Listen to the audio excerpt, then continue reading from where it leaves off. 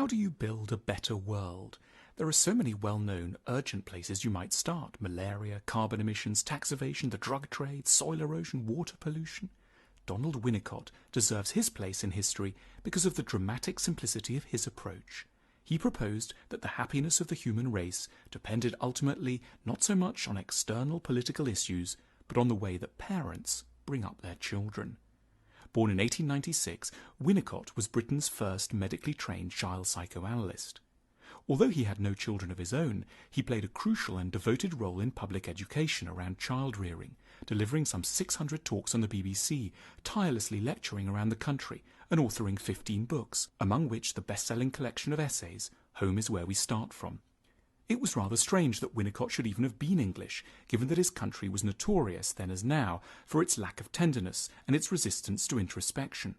And yet, Winnicott's brand of psychoanalysis was, on closer inspection, peculiarly English. There was a characteristic English modesty about what he saw as the point of child psychoanalysis. His famous radio series was simply titled The Ordinary Devoted Mother and Her Baby. He wanted to help people to be, in his famous formulation, good enough parents, not brilliant or perfect ones, as other nations might have wished, but just okay. So what would it take, in his eyes, to encourage the good enough parent? Winnicott put forward a number of suggestions. Winnicott begins by impressing on his audience how psychologically fragile an infant is. It doesn't understand itself. It doesn't know where it is. It's struggling to stay alive. It has no way of grasping when the next feed will come. It can't communicate with itself or others.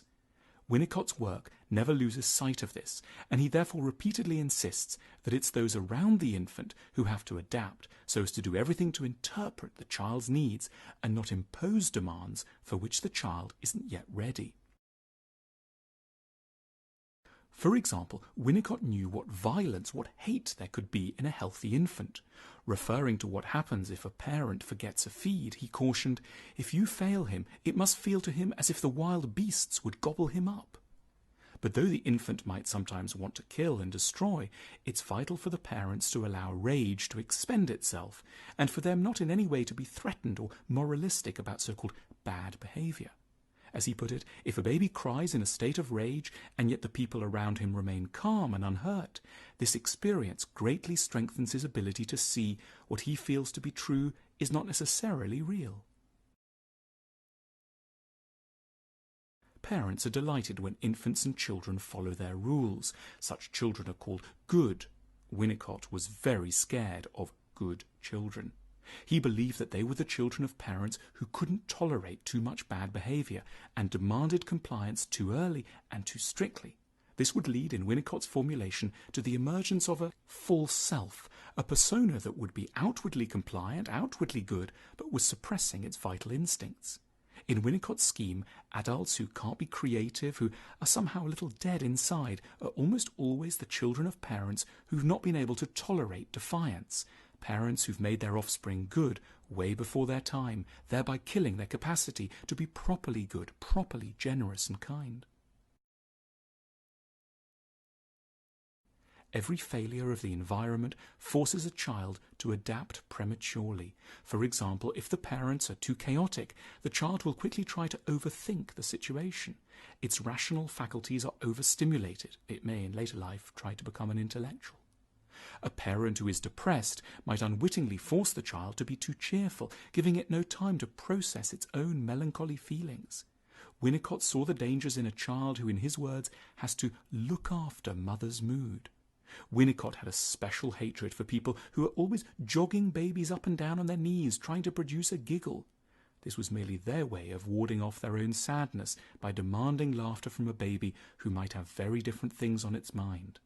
The primordial act of parental health for Winnicott is simply to be able to tune out of oneself for a time in the name of empathizing with the ways and needs of a small, mysterious, beautiful, fragile person whose unique otherness must be acknowledged and respected in full measure. Many of the parents Winnicott saw were worn down by their work. Winnicott tried to bolster them by reminding them of the utmost importance of what they were doing. They were, in their own way, as significant to the nation as the Prime Minister and the Cabinet. Winnicott called parenting the only real basis for a healthy society and the only factory for the democratic tendency in a country's social system. In his descriptions of what parents should do for their children, Winnicott was in effect referring to a term which he rarely mentioned directly: love. We often imagine love to be about a magical, intuitive connection with someone. But in Winnicott's writings, we get a different picture.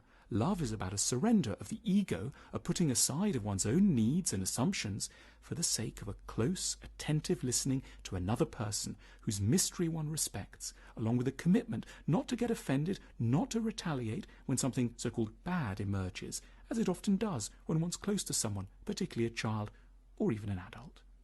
Since Winnicott's death, we've collectively grown a little better at parenting. But only a little.